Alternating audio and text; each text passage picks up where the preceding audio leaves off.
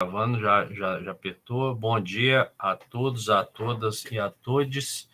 Sou o professor Marco Kissima, aqui do Departamento de Matemática, estou representando a comissão organizadora da CEMAT nessa manhã.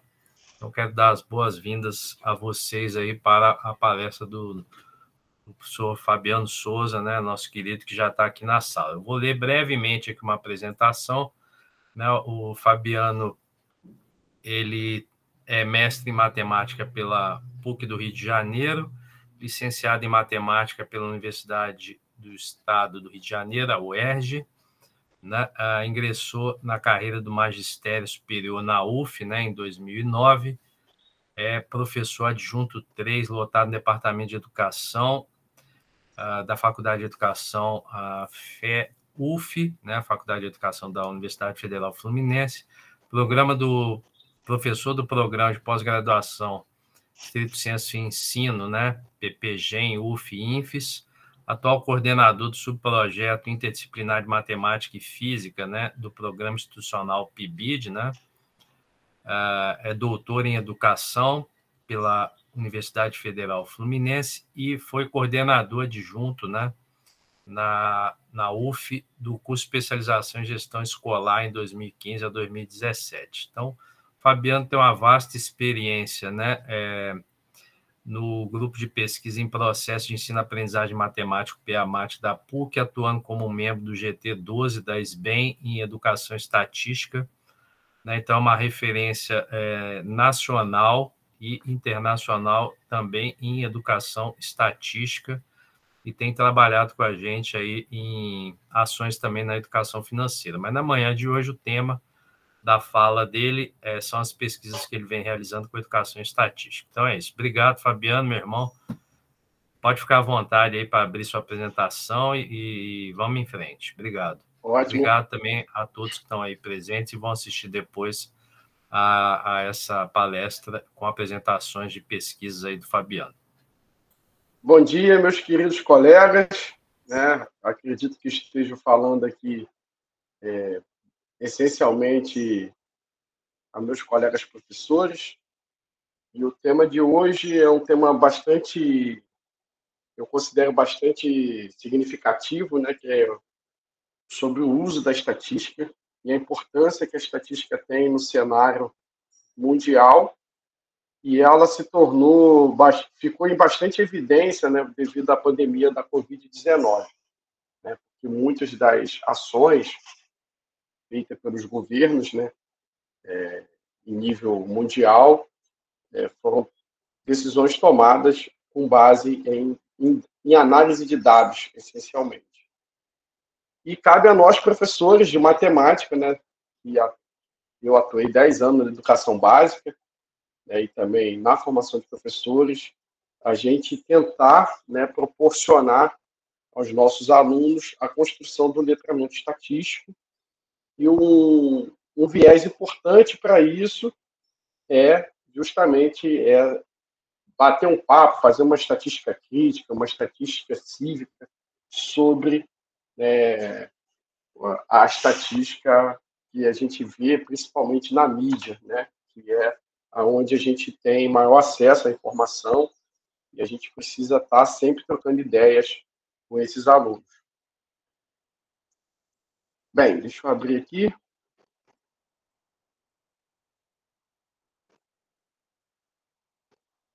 Estão todos me ouvindo bem? Deixa eu marcar o tempo aqui, senão... Sim, professor. Eu falo demais aqui, marquei o tempinho aqui. Beleza, tá aí, ó. Bem, pessoal, então o tema da nossa fala aqui, do nosso bate-papo, né, é a importância da estatística em tempos de pandemia. Aqui está meu contato institucional, né, para quem quiser anotar aí, fabiano_souza@ib.uf.br, né? Eu sou professor do programa de pós-graduação em ensino, lá em Santo Antônio de Pádua, no Rio de Janeiro, no Noroeste Fluminense, né? Fica próximo a Juiz de Fora, mais ou menos 2 horas de estrada, acredito eu. E quem quiser trocar ideia, fazer perguntas, né, pensar em possibilidades de orientação no mestrado, ensino, eu estou aí à disposição e aí o contato para vocês.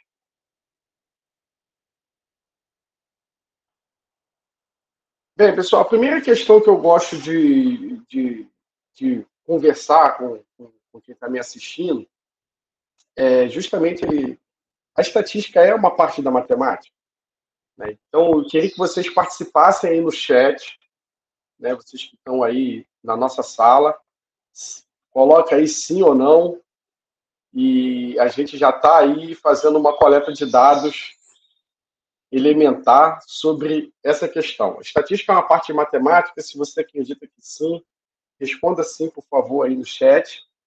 Se você acha que não, responda não. Vamos lá, vou dar aí um minutinho para vocês responderem. Marco, você consegue contar para mim Vou olhar aqui, ó. Até agora só sim. Isso. Eu tô... Sim. Gente, tem 27 pessoas aqui participando, 28 agora com a Ellen. Seja bem-vinda, Ellen. O Sou Cadaldo, não. Tem havido uma polarização aí no sim. Sim. Tipo assim, ela sim, né? Estatística é sim. Então vamos lá, gente. Então vamos seguir aqui com esse questionamento, sim, né? Só um não, né? E vamos conversar sobre isso. Estatística é uma parte da matemática? Não. A resposta correta é não. E eu vou dizer por quê. Gente, a estatística é uma ciência de análise de dados, né? Ela tem uma graduação própria, né? Tem cursos de mestrado, de doutorado específico na área de estatística. E ela é uma ciência que usa, né, na sua essência, muita matemática, né? Tem muito ferramental matemático, principalmente para a gente trabalhar com a parte de inferência estatística, que é uma parte da estatística, né? A estatística é basicamente dividida em dois ramos, né? A parte descritiva e a parte inferencial, né? Essa parte descritiva da estatística é a parte dos conteúdos que são trabalhados na matemática. Mas você vai falar, pô, Fabiano, então por que a estatística está na matemática? Por que ela faz parte da matemática? Né? Essa ideia que a gente tem como aluno, como professor, e essa é uma visão que a gente acaba naturalizando. Bem, os conteúdos de estatísticas que são trabalhados na educação básica poderiam ser trabalhados com químico. A gente tem um químico aí, que é o Hugo, que provavelmente em sua pesquisa usa bastante estatística. Né? Poderia ser trabalhado com um biólogo, né? Que também tem muita coisa de estatística na biologia. Mas, como a estatística usa muito ferramental matemático, ficou, né, para a nossa responsabilidade trabalhar esses conteúdos de estatística. Né? São conteúdos do campo da estatística descritiva que a gente trabalha na educação básica. Então, basicamente, a gente vai aprender a fazer uma coleta de dados, a organizar esses dados, a colocar esses dados em diversos tipos de registro de representação semiótica desse mesmo conjunto de dados. Posso usar um gráfico. Aqui, por exemplo, se eu fosse fazer um gráfico aqui de sim e não, né, posso colocar em tabela, fazer uma distribuição de frequência. Então, a gente pode articular esses tipos de registros. Né? A articulação desses registros são fundamentais para a construção do letramento estatístico. Tá? Então, a gente tem que trabalhar a ideia, e aí a estatística ela se torna bastante relevante para se trabalhar na escola básica,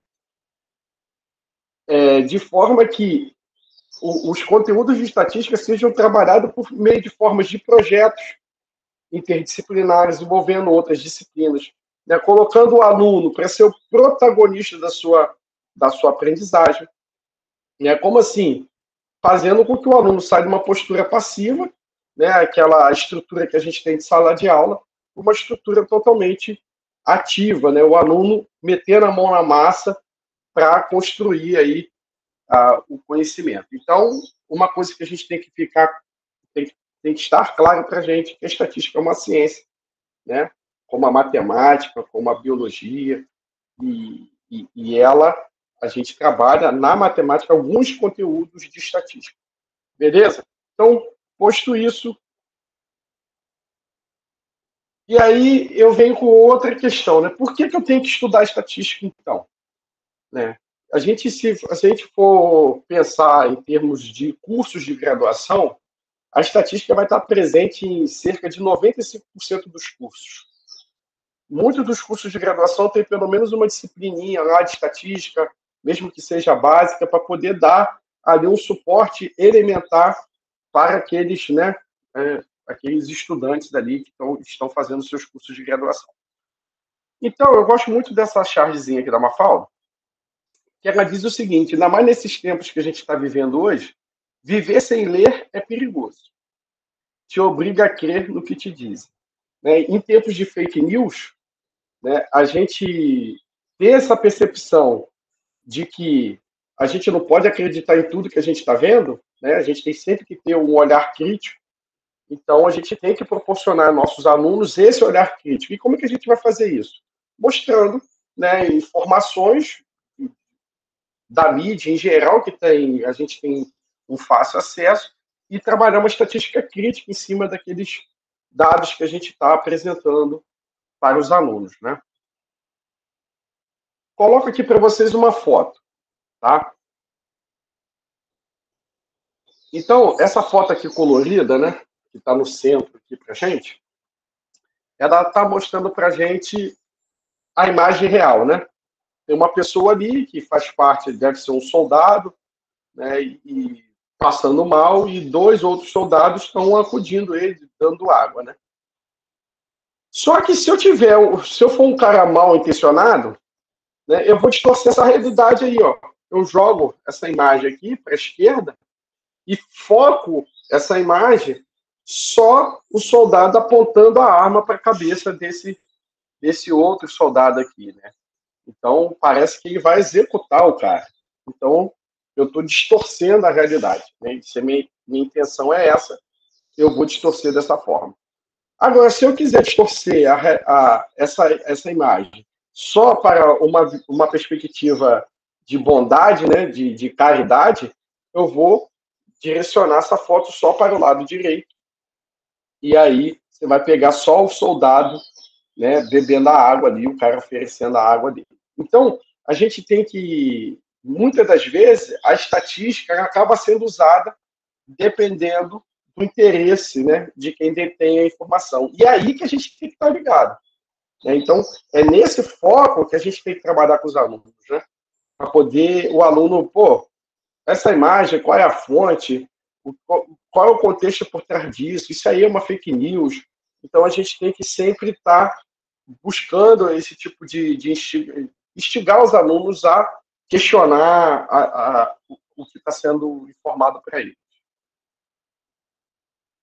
Bem, qual é o ponto de partida? Né? O ponto de partida que a gente tem observado, né, isso na pesquisa feita lá no século passado, na década de 90, pela Batalheira, Stipe e Godino, né? A gente estava, na década de 90, a gente estava, por exemplo, no Brasil, em 88, foi a Constituição Federal, que normatizou, por exemplo, né, o capítulo 3 ali, que fala dos artigos 204 a 214. Se eu não estou enganado, acho que é 204 a 214. Falando especificamente da educação, né, nacional. Então, já tinham pesquisadores, né, falando sobre estatística do grupo da Batanil, lá da Universidade de Granada. E eles observaram na pesquisa deles que a escola básica ela tem uma grande tendência, né, de utilização de representações gráficas como ponto de partida para o ensino e aprendizagem dos conteúdos de estatística descritiva. Tá? Em 2011, o grupo lá do PEAMAT, né, o qual eu participo, da CD, do Sador e a Zezé, né, que são os autores aí, Coutinho, Silvio e Amolud, eles também, na pesquisa deles, encontraram o mesmo foco, né, de partida na educação básica aqui brasileira. Bem, e como que é esse foco, né? Como é que é esse contexto brasileiro aqui dos livros didáticos das coleções aprovadas, né? Ela é centrada em cálculos matemáticos, né? Leituras de gráficos, sem qualquer complexidade, apenas uma leitura simples do rótulo, né? Sem uma orientação para análise relacionada ao contexto no qual os dados estão inseridos, né? Então, a gente tem um problema aqui, né? Porque quando eu estou só pensando na estatística apenas no ferramental matemático, eu estou deixando de proporcionar aos alunos a entender os conceitos estatísticos que estão sendo trabalhados ali ou que deveriam estar sendo trabalhados na educação básica. Né? Porque a partir desses conceitos, né, e a partir desse diálogo com os alunos, que a gente vai conseguir proporcionar, né, a esses alunos a construção do pensamento estatístico. Tá? Então, os livros didáticos, né, aprovados no PNLD, ele tem muito essa questão ferramental, e isso contribui pouco, né, na construção do letramento estatístico dos alunos. E como é que eu vou proporcionar esse pensamento estatístico? Eu vou trabalhar, já que o foco é a análise gráfica, né, e muitas das vezes, no livro didático, os gráficos são gráficos sem trabalhar com dados reais, né, muitos deles, e aí eu vou buscar na mídia, né, gráficos que eu possa estar trabalhando com os alunos dessa estatística crítica. Né? Então, eu tenho o primeiro gráfico aí, vou voltar, que fala da inflação do Brasil, um gráfico da Globo News. Né? E aí, uma coisa que vocês podem fazer com os alunos é, gente, o que vocês conseguem observar desse gráfico, dessa informação que geralmente, quando a gente está no noticiário, o gráfico aparece no máximo 5 segundos para a gente tem um tempo mínimo para olhar o gráfico, e aí o nosso olhar acaba sendo centralizado na questão do maior, do menor, se tem alguma tendência.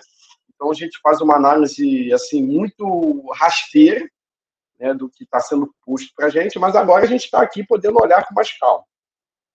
E aí, pergunta para o aluno o que ele consegue observar, qual é a variável que está sendo trabalhada e ver se ele encontra alguma tendência. E aí os alunos vão observar os gráficos. E um erro grave desse gráfico é justamente que em 2013, né, aqui, ó, 5,91%, que foi a inflação, né? E aí a gente está no período histórico aqui bastante importante de 2013, né? E aí a gente queria dizer que o Brasil tudo estava errado no Brasil, né? Então a inflação naquele ano estava absurda, era 5,91. Hoje a gente tem uma inflação na casa dos 15, praticamente. Né? E aí você vai observar que 5,91 está maior que 6,5 de 2011 e maior que 5,92 de 2010. Então, quer dizer, o cara está usando a informação, né, querendo dar um impacto onde não tem. Ele está querendo que você olhe para o 2013 e veja que a barra do gráfico é a maior de todas, né, e ainda está mexendo aqui ele não bota o rótulo aqui, né, o eixo Y. Está começando aonde o eixo Y? Né?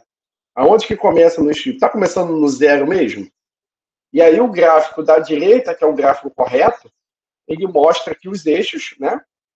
Eixo X, onde a gente tem os anos, né, da inflação, e o eixo Y está ali, né, a porcentagem da inflação que está começando no zero. Você vê que o gráfico muda, né, o efeito do gráfico. Né? Então você vê que o gráfico está mais suave, não tem essa discrepância toda, não tem essa amplitude toda do gráfico. Né? Então, é um gráfico que foi totalmente manipulado ali para, vamos dizer assim, para fazer uma desinformação, né? Para formar uma opinião na época de que 2013 estava o caos da inflação no Brasil.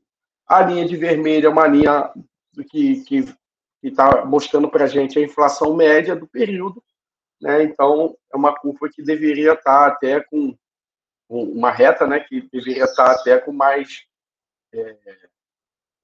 destacada, né? Como que ficou aqui, tá?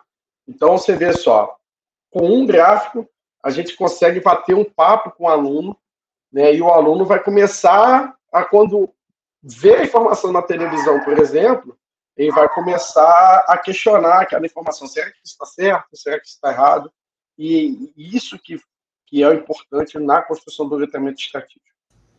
Tem aqui uma questão de pesquisa eleitoral, né, da época aqui, de 2014.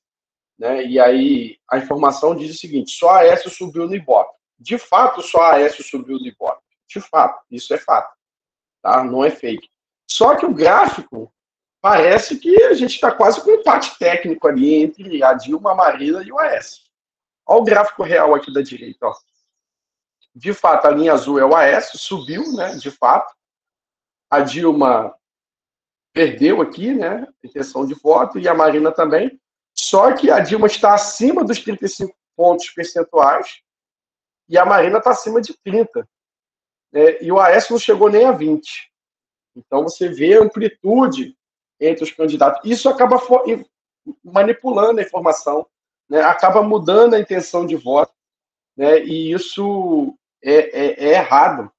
Apesar do título, só ele subiu, mas a manipulação que foi feita ali tem um propósito claro, né? Bem, e aí tem aqui uma gama de gráficos. Esse segundo gráfico aqui. Aí você pode perguntar para os alunos: gente, qual é o erro desse gráfico? Análise de erro.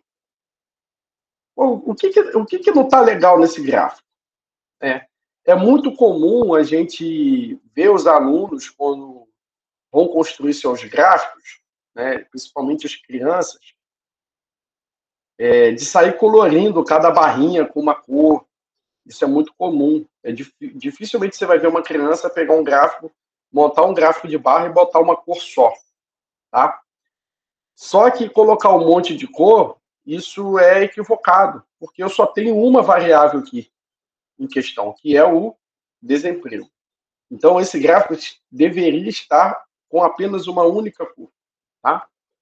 E aí você vai falar: Fabiano, pô, Brasil está em verde.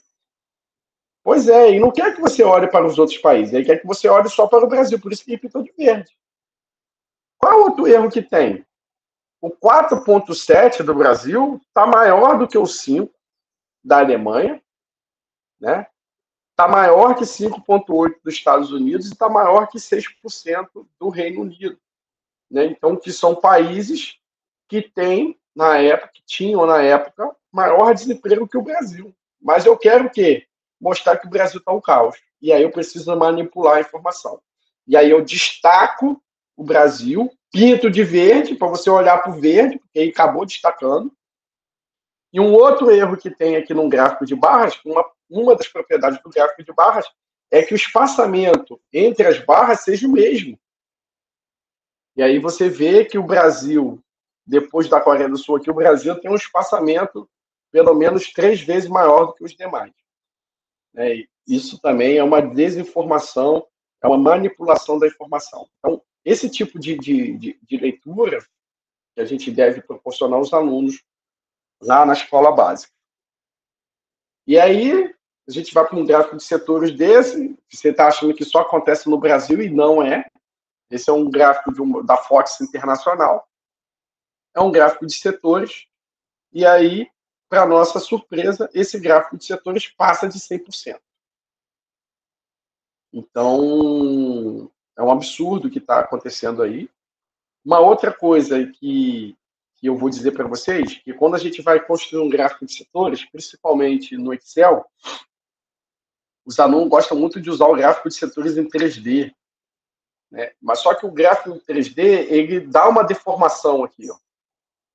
Aonde ele bota para ficar 3D, acaba ficando maior do que os demais setores. Tá? E os gráficos estatísticos mesmos, provenientes de softwares estatísticos, ele não tem essa possibilidade de gráfico em 3D, por conta dessa deformação que acaba dando. Como o Excel não é um software estatístico, ele dá essas possibilidades, né, para ficar bonitinho, mas só que para a gente aqui, como matemático, como professores, profissionais que vão trabalhar esses conteúdos estatísticos, a gente tem que passar a informação correta para os nossos alunos. Aqui um outro gráfico também de manipulação absurda, né? Aqui a gente tem um gráfico de intenção de voto, onde o gráfico, a coluna em vermelho, 50,65, e o outro é 49,07, o outro parece que é até um buraco, né? Então, você vê que o eixo aqui foi totalmente manipulado para poder dar essa discrepância e a gente tem ali uma diferença mínima, né? Uma diferença de menos de 1 ponto percentual entre os dois, ou seja, tem um empate técnico ali, claro, né? Que pode apresentar um erro ali devido, né, ao processo de seleção de amostra, né? Então, por isso que a gente trabalha com essa questão de margem de erro, porque tem que prever o erro amostral. Bem, aqui também é uma informação, os jornalistas, né, eles costumam apresentar sempre dessa forma, se colocando no canto, usando a mão, né, e a inflação da idade, aí está comparando a inflação da idade com o IPCA, que é um outro medidor, e aí vai dando um destaque errado aqui na informação. Aqui também esse gráfico foi muito questionado na época, né? Olha o 22%, onde está, gente? Está no 90%, ó, se vocês não estão enxergando aqui, essa última linha aqui é 90%. O 22% está próximo do 90%, tá? E o 40% que está aqui de amarelo, que é a próxima coluna aqui de branco e nulo, está acima da linha dos 40%. 10% aqui que não sabe está abaixo dos 10%. 15% aqui, ó, que é a segunda, depois do vermelho aqui, está acima dos 20%. Esse gráfico, 4% aqui, luz marinho, está maior que 10%. Então, esse gráfico aqui foi, sim, um absurdo de erros aqui no mesmo gráfico. Esse gráfico aqui também falando das filiações, né? Você tem que menos 4 mil é maior que 37 mil, por exemplo. E aí vai, né? Esse aqui também, ó, quando eu quero dizer que está praticamente um empate, o Jornal da Record, 20,9. Telejornal da Concorrência, 32,7. Você tem uma diferença de 11,8 aqui entre os dois, a concorrência e o jornal. Então, eu quero dizer que não tem diferença nenhuma. Aí eu fui lá e manipulei o gráfico. Agora, quando eu estou câmera Record 14,7 e o concorrente 13,9, eu quero dizer que tem uma diferença absurda, porque eu estou ganhando, né? E aí, uma diferença de 0,8, olha o tamanho do gráfico. A diferença entre as barras, né? Então, uma manipulação absurda aqui dessa informação. Aqui um gráfico muito semelhante ao outro, né? Colocando o Brasil de verde, e aí está pegando o PNAD, e aí vai fazendo uma análise. A gente não tem o contexto da análise aqui, mas já mostra que o 4,7 está maior que um 5, está maior que o 4,8, maior que 5,7, está maior que 6, enfim, maior que 6,7, então já mostra aí vários erros.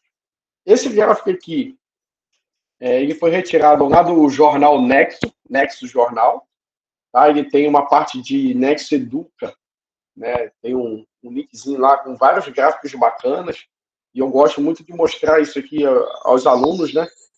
Como é que funciona essa questão de manipular os eixos, né? Escadas que não começam no zero, e aí eu quero dizer que o candidato está muito acima dos outros, e o impacto visual é o que vai mandar nessa hora, né? Você tem uma diferença de 4 pontos percentuais apenas, de 28 para 32, né? O gráfico correto seria esse aqui, praticamente um empate entre os três candidatos, tá? Mas aí eu quero dizer que o outro está ganhando, e aí eu mexo no eixo Y, tá? Então, é bem bacana, e tem vários outros gráficos aqui, e vale a pena vocês estarem olhando lá.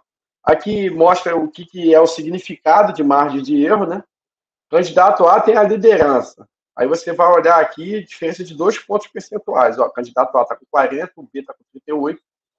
E aí você tem aqui que a pesquisa tem, né, 2 pontos percentuais de margem de erro. Ou seja, aquele candidato A, que está em 40, se eu tenho 2 pontos percentuais, ele está indo até 42 e ele pode estar indo até 38. Né? Então, o intervalo de confiança é de 42 a 38.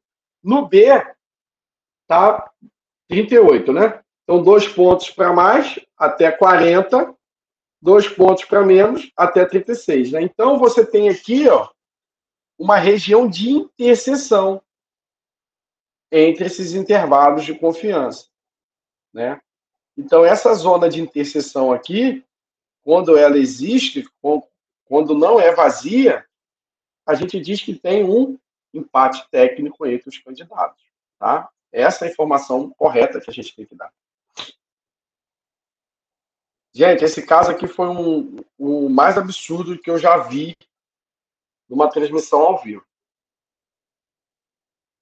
Tá? Esse é um gráfico que estava falando de Covid, tá? Fazendo uma projeção de casos confirmados. E a mulher, para dar a informação, ela usou o palmo, galera. O palmo. Ela usou o palmo para dizer que a diferença entre o confirmado e o estimado era um palmo. Essa foi a medida que ela utilizou. Então, se eu tivesse ali uma projeção na parede inteira, a diferença seria um braço, né? A distância entre o maior possível que você ia fazer ali, né? Se eu estou numa tela de computador, essa diferença seria mais ou menos isso aqui, né? Então, olha o tamanho da... A gente está percebendo que essa apresentadora aqui não tem um letramento estatístico. Ela está fazendo ali a interpretação dela e se usando do recurso que ela achou que era pertinente para essa matéria, que era usar o palmo como medida. Tá? Aí, ó. Aqui também, né? Menos 840, mostrando que a pessoa aqui não entende de reta numérica, né?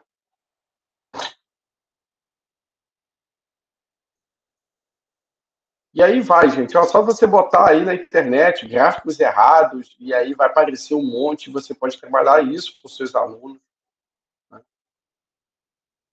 Outro gráfico que passou de 100%. Então, a gente tem aí uma aula só para falar de gráfico, só para falar desses erros, só para apresentar, só para fazer análise de erro com os alunos, e isso é muito importante, gente, muita coisa. Bem, eu falei aqui da palavra, falei de letramento estatístico para vocês, mas não disse o que é, né? Então, o que é o letramento estatístico, onde que me apoio, né? O que consiste esse letramento estatístico, né? O letramento estatístico, galera, inclui habilidades básicas importantes que podem ser usadas para compreender as informações estatísticas ou resultados de pesquisa. O que seriam essas habilidades? São aquelas habilidades que tem lá na BNCC, que a gente encontra no PCN, que a gente encontra nas diretrizes lá do ensino médio, quando vai falar de estatística, né?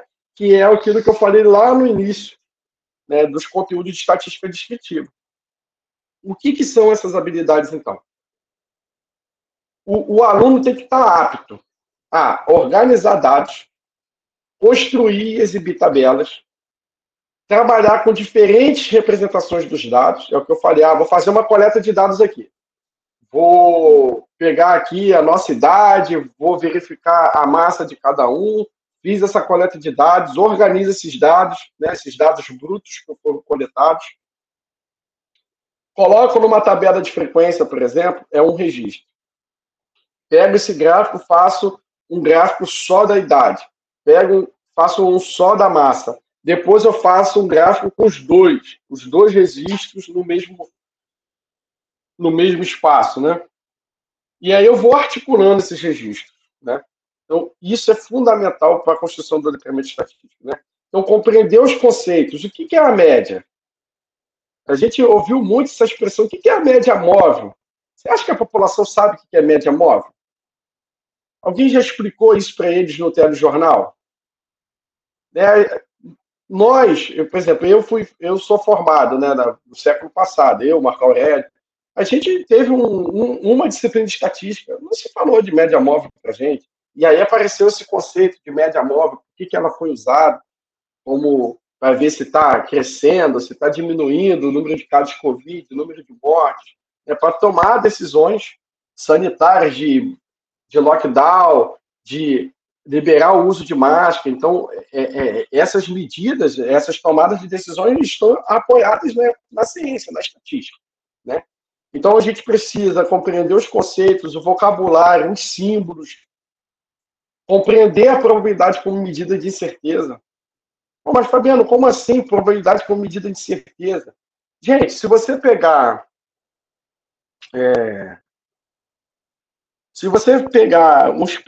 fazer um experimento simples com os alunos, né? Leva um monte de moeda para a sala de aula. Distribui a moeda para cada um. Né? Tem cara e coroa.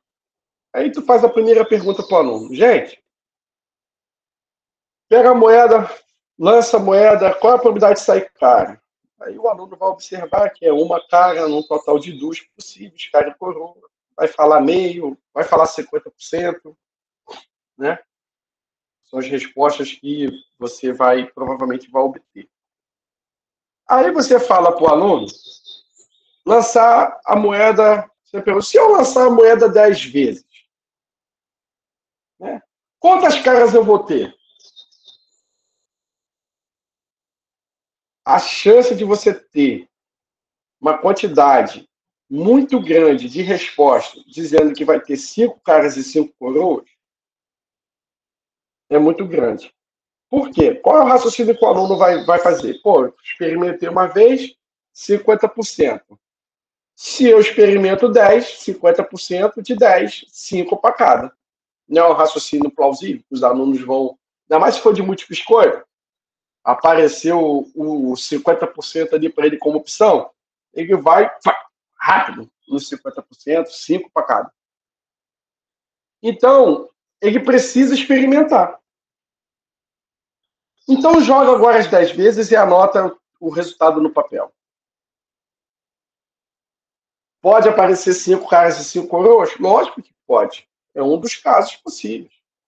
Né? Pode aparecer 8 caras e 2 coroas? Pode. Pode aparecer 6 e 4? Pode. Pode aparecer 3 e 7? Pode. Você tem várias possibilidades aí, né, de arrumação de dois números dando soma 10. Então, ele precisa entender que a probabilidade é uma medida de certeza, né? Aquilo não vai ser exato 50%. E aí aumenta o número de jogadas. Você vai fazer isso no máximo 30 para fazer o registro. Mais do que isso, o aluno vai perder o foco, né?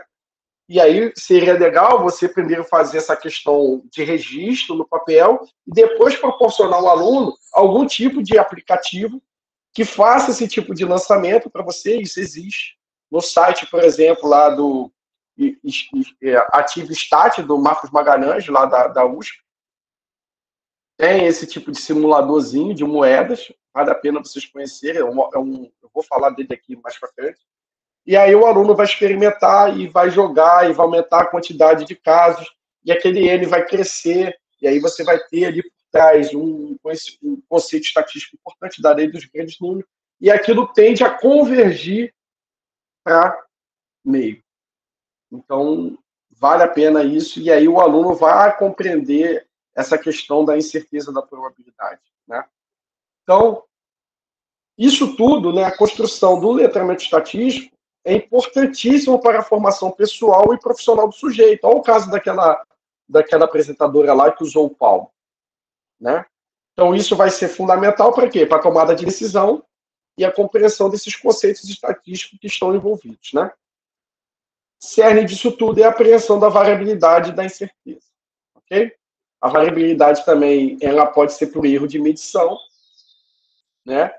E a gente tem a variabilidade própria do dado, né? Quando eu falei da idade, a gente vai ter a variabilidade, cada um tem a sua idade.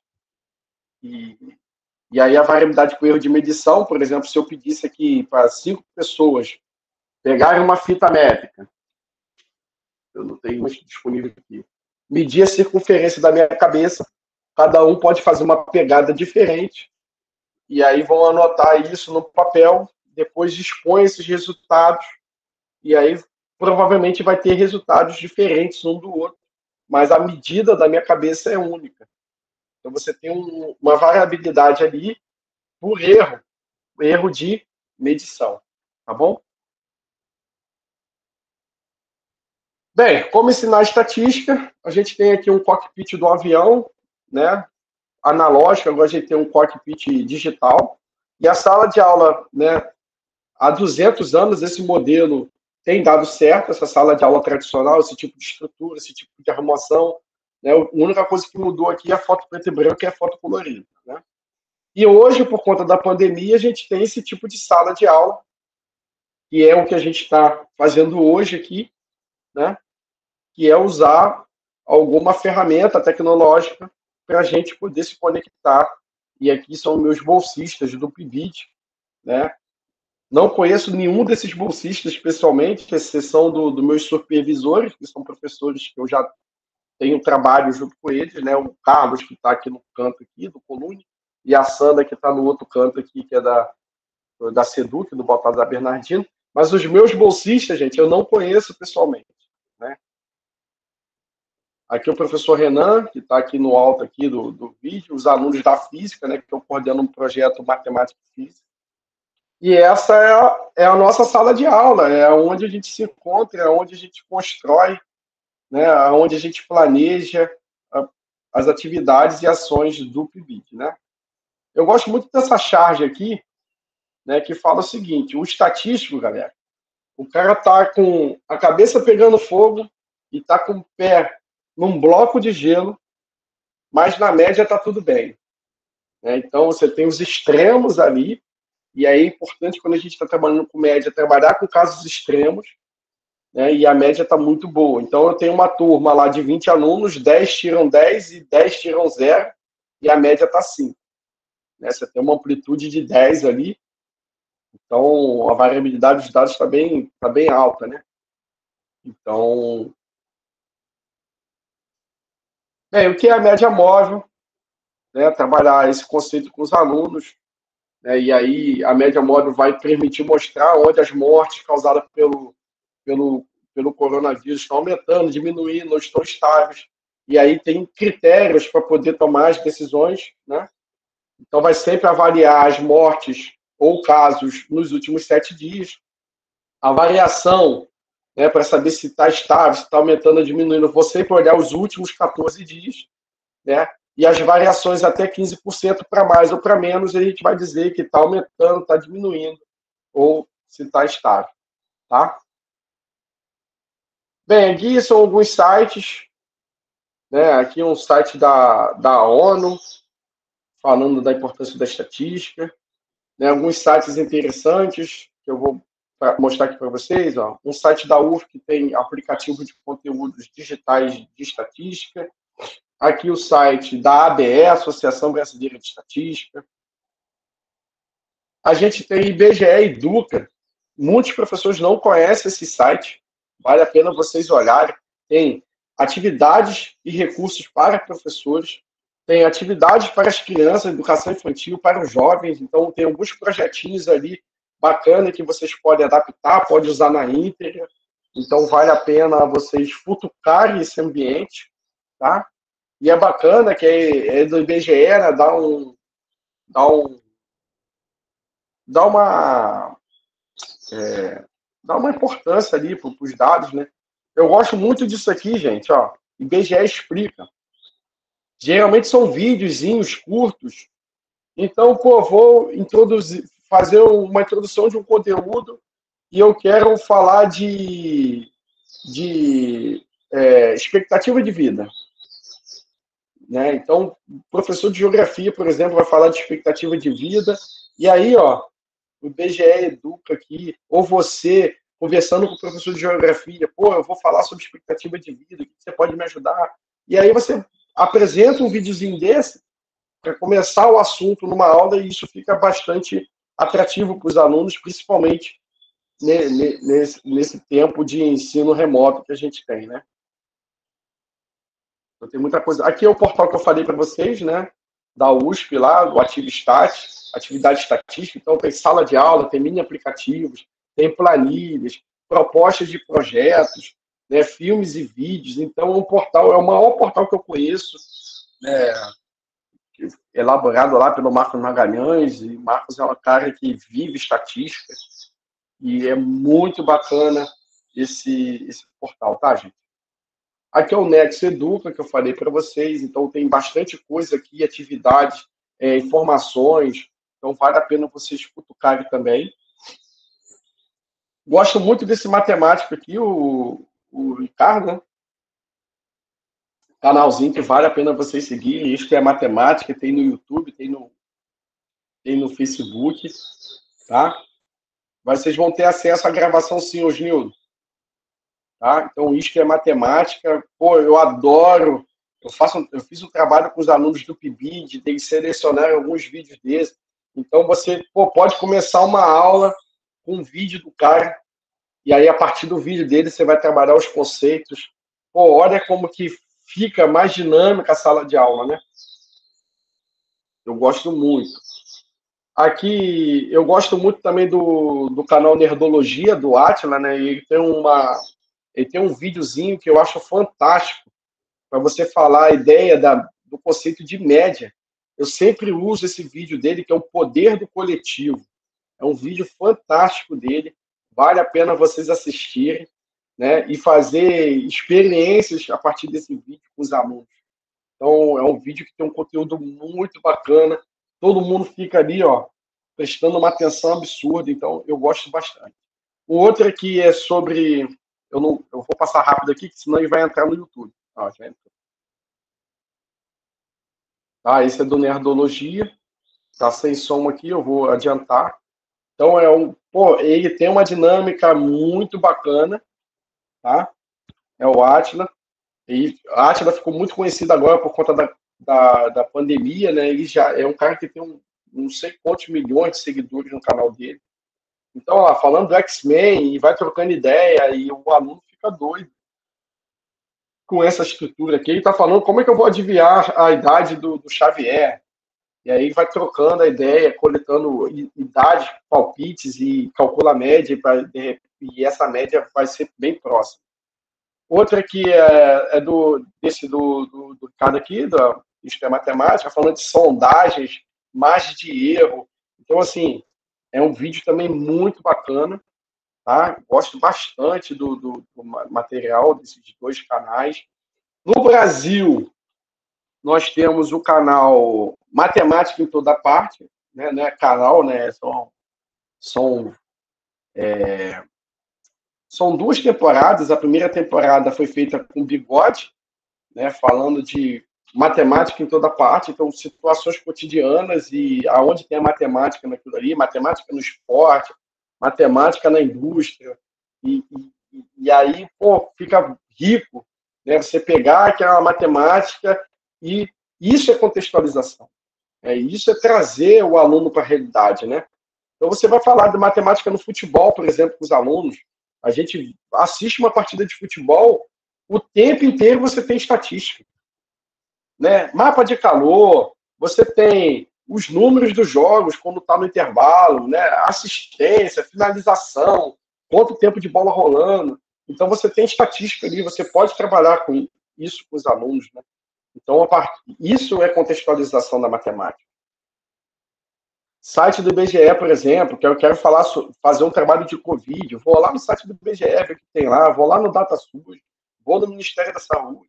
Então, a gente vai no consórcio que tem que montar para poder fazer essa análise. Então, são coisas que a gente vai, né, trabalhando com os alunos a partir de situações reais, né? Site do IBGE. Né? Então, qual é a importância da estatística na pandemia, né? A apresentação dos dados foi fundamental nesses quase 2 anos de pandemia. Estimativas de parâmetro, né, para a gente poder tomar decisões. Auxílio no enfrentamento e na tomada de decisões, né? Sem estatística, ninguém tomava alguma decisão, a não ser os negacionistas, né? Você vê aí a quantidade de casos que tem diminuído, a quantidade de mortos que tem diminuído à medida que a vacinação vai avançando, à medida que as pessoas vão completando, né, a imunização ali da vacina, à medida que as pessoas vão tomando a dose de reforço. Então, a gente tem ali uma tendência de queda bastante significativa, né? E a gente demorou muito a acreditar na ciência, né?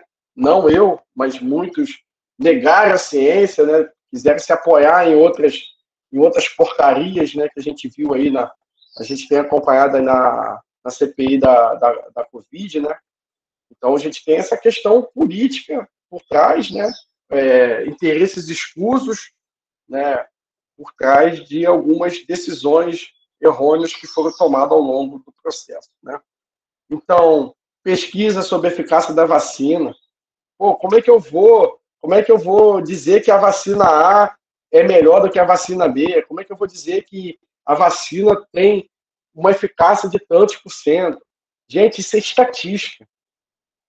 A importância da estatística para dizer que tal vacina tem eficácia de 80%, de 95%, isso é um processo estatístico avançado, né? Isso é ciência.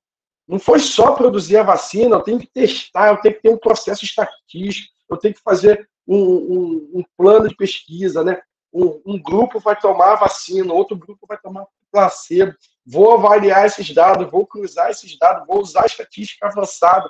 Então, assim, a estatística tomou um protagonismo absurdo, né, nessa questão da pandemia, né?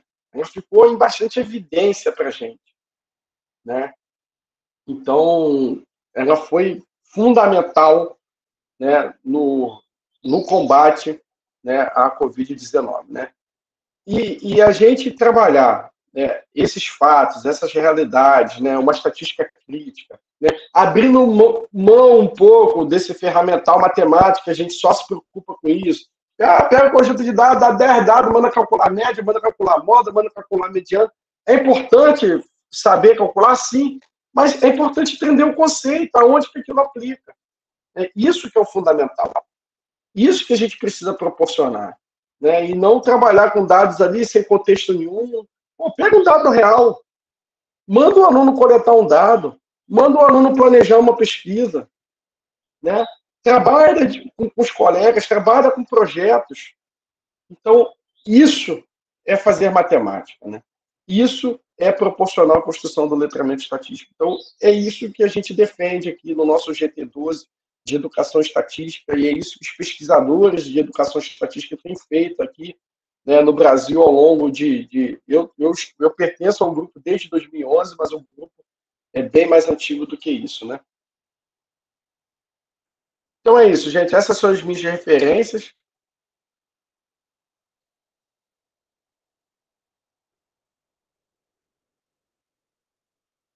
Obrigado, e estou aberto aí a perguntas, questionamentos, e é isso, gente. Marco, fiquei no tempo? Tranquilo, maravilha. Eu acho que mais claro é impossível, né? Depois dessa aí, se ainda sair terraplanista ou acreditando na massa da imprensa, é maluco. Cara, e cada dia é engraçado, né? Quem tiver questões aí, pode colocar aí, gente. A gente ainda tem um tempo. O Cássius, né? O professor Cássius Almada, mestre em matemática, fui da banca dele lá na UFRJ, né? O Ney Rocha foi o orientador dele lá na UFRJ, no Profimate, está aí na sala. Ele também é especialista em educação estatística, educação financeira. O Cássio, se você quiser, coloque aí o seu projeto aí de finanças também. O Fabiano já colocou vários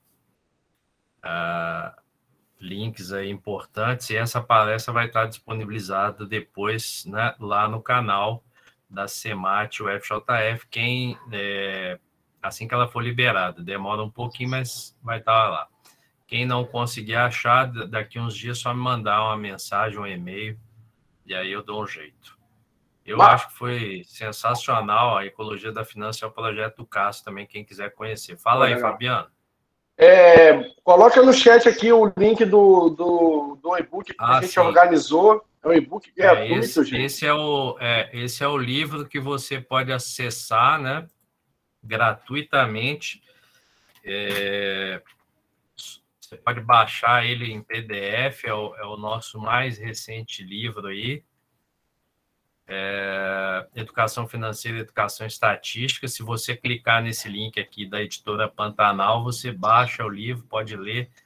gratuitamente, não precisa pagar. Esse é o futuro, né? Não pagar para ler mais nada daqui a um tempo. Deixa que quem tem condição paga e quem ainda está apertado aí vai lendo gratuitamente, vai aprendendo e depois passa essa corrente do bem para frente, né? Livro tem que ser muito mais barato. Eu acredito que boa parte deles já deveria estar gratuito aí para as pessoas acessarem, num país que as pessoas leem pouco, por isso que tem baixa literacia em todos os sentidos, né? Exatamente. Fabiano, eu queria fazer uma pergunta, já que o pessoal ainda não fez.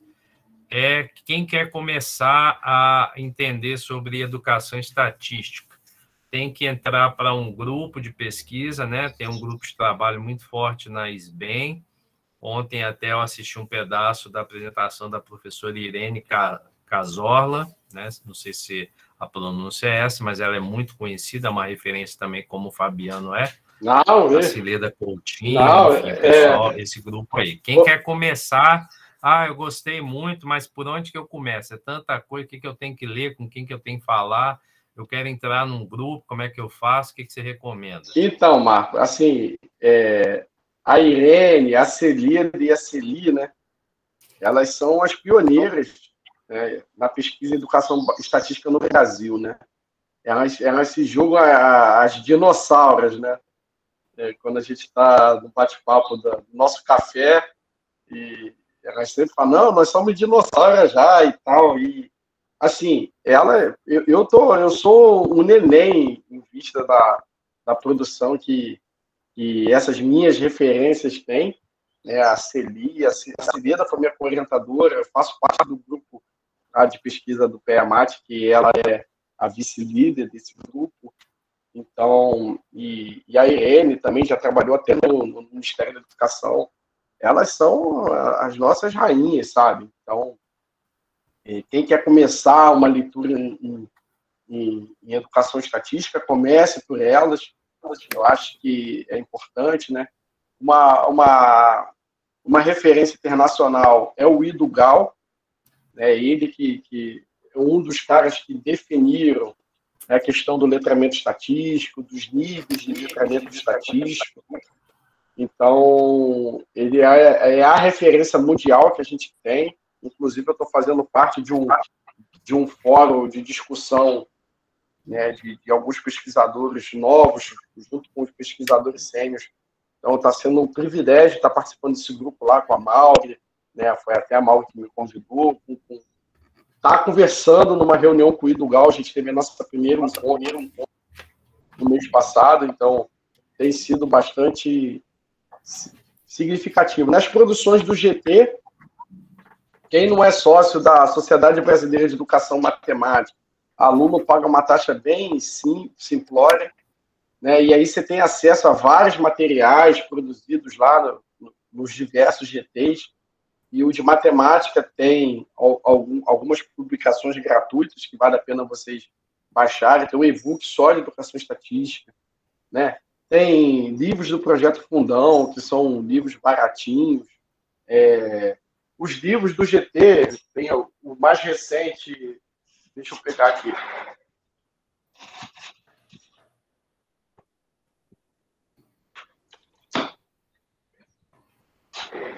O livro mais recente do GT é esse, né? Mercado de Letras. Essa editora tem três coleções dessa. É livro impresso, né? Então eu não sei se tem e-book dele. Editora Autêntica também é uma editora que eu gosto muito de educação matemática, porque tem vários caminhos ali para você seguir de educação matemática, análise de erro, né, falando sobre estatística. Então, são materiais que o professor tem que se apropriar, né? E artigos, coloca no Google aí, educação estatística, como palavra-chave fechada, entre aspas, e aí vai aparecer um monte de artigo, começar a ler artigo, ver abrir um artigo, o que a pessoa está citando, e aí você vai ver que essa pessoa que está sendo mais citada é a referência de todos, e aí vai ler essa referência. Então, vale a pena vocês caminharem, né? E quem for fazer pesquisa em educação estatística não vai ter muito jeito, vai ter que ler esses autores que eu falei. Maravilha. O professor Cássio quer fazer uma pergunta, então faz aí, Cássio, e aí depois a gente dá prosseguimento aí ao encerramento dessa bela palestra aí do Fabiano. Ele quer fazer por áudio. Pode fazer, não pode? Pode abrir a câmera, depois a gente abre as câmeras aí para fazer uma foto aí, quem quiser também. Show. Bom, boa tarde aí, pessoal. Doutor Fabiano, Marco Aurélio, obrigado aí pelo pequeno espaço aí.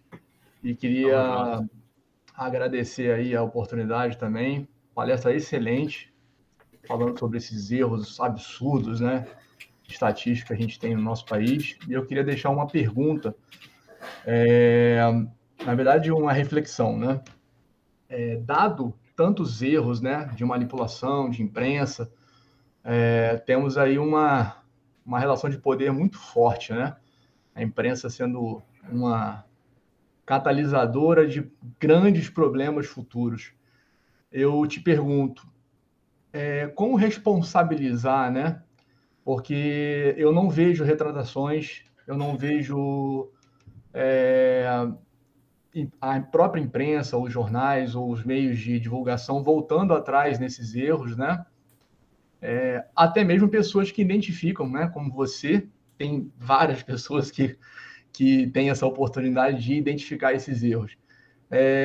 Será que existe alguma maneira da gente tentar contornar esse problema e minimizar esse impacto, esse prejuízo, né, que é dado para a população, responsabilizando, não sei se através de alguma lei, enfim, eu deixo essa pergunta no ar aí. Obrigado pelo espaço. Obrigado, Cássio. Em primeiro lugar, aqui não tem nenhum doutor, aqui somos todos colegas, né? Eu e Marco Aurélio, a gente tem pavor, essa coisa de doutor Marco, doutor Fabiano, a gente gosta de ser tratado como colega mesmo. Eu acho que essa é a nossa vibe, né? Acho que o doutor só entra mesmo na questão de quando a gente está escrevendo um artigo, enfim. Mas a gente gosta, eu e o Marco, nós somos irmãos aqui, eu digo para o Marco que ele é meu irmão mais velho, e a gente é do povo, sabe? A gente gosta de estar misturado, estar junto. Essa questão hierárquica com a gente não existe. Eu quando lá na UF, as salas, lá no Instituto de Matemática, tem um tabladozinho. Dificilmente eu fico naquele tablado. Eu gosto de estar no chão ali, no mesmo nível com os alunos, para eles se sentirem acolhidos, né? Então, a minha sala de aula, dificilmente é uma sala de aula onde está um atrás do outro. Então, a gente leva isso para a nossa prática, né? Agora, a sua questão é bastante pertinente, né? A gente se esbarra por um problema de liberdade de imprensa, né? Que é uma questão constitucional, inclusive. Mas eu acredito que devia ter, né, nessas questões de estatística, tinha que ter um estatístico assinando essas coisas, sabe? Tinha que vou fazer a informação. Eu não sei se tem, tá, gente? Estou falando né? É o meu ponto de vista, né? Então, assim, aquela menina lá que meteu o palmo na mão no jornal.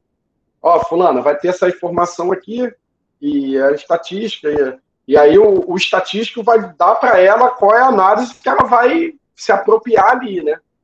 Então, eu acredito que tinha que ter essa coisa mais institucionalizada, né? Um estatístico assinando aquelas informações estatísticas. Eu não sei se acontece, mas deveria acontecer, né? Porque a gente tem erros absurdos e, como você falou, eles não voltam no erro, a não ser quando tem um pedido de resposta, a não ser quando tem uma coisa assim que eles voltam atrás no erro da informação. Mas a grande parte, eu acho que, por exemplo, esses gráficos que eu coloquei aqui não tem nenhum tipo de retratação, né? E isso é bastante grave porque gera uma desinformação absurda. E uma coisa ensinada errada a nível nacional, a nível mundial, isso tem um impacto muito significativo. E aí, por isso, essa necessidade da gente estar discutindo isso com os nossos alunos. Porque os nossos alunos é que vão espalhar essa informação. Quando estiver ali junto com o pai, vendo uma informação, pai, aquilo ali não está legal, não. E esse é o papel que a gente deve assumir como professor, como educador matemático. Maravilha, obrigado pela resposta.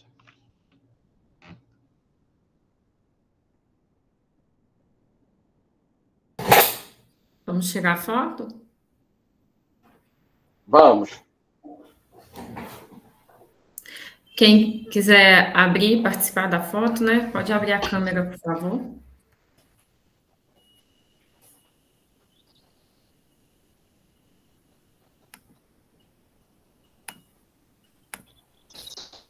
Mais alguém puder fazer o print também, para a gente ter mais de uma garantia, fiquem à vontade.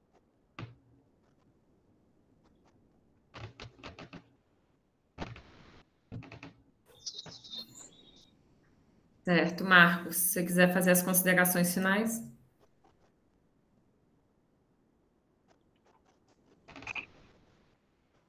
Seu áudio está desligado, Marcos.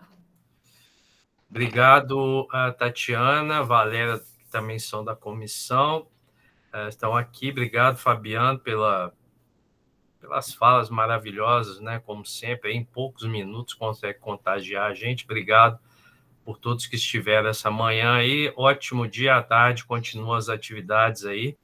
Então, só olhar lá no site da CEMAT e participem aí dos eventos, porque é importante. É a matemática, é a educação matemática, é a educação que vai mudar esse país. Beijo para todos aí, um ótimo almoço aí, fiquem com Deus. Obrigadão, Fabiano. Valeu, gente. Obrigadão. Qualquer coisa é só mandar um e-mail. Eu estarei disponível para ajudar vocês aí no que for preciso. Valeu, Marco. Obrigado, irmão. Tamo junto. Beijo. Tchau, gente. Valeu. Valeu.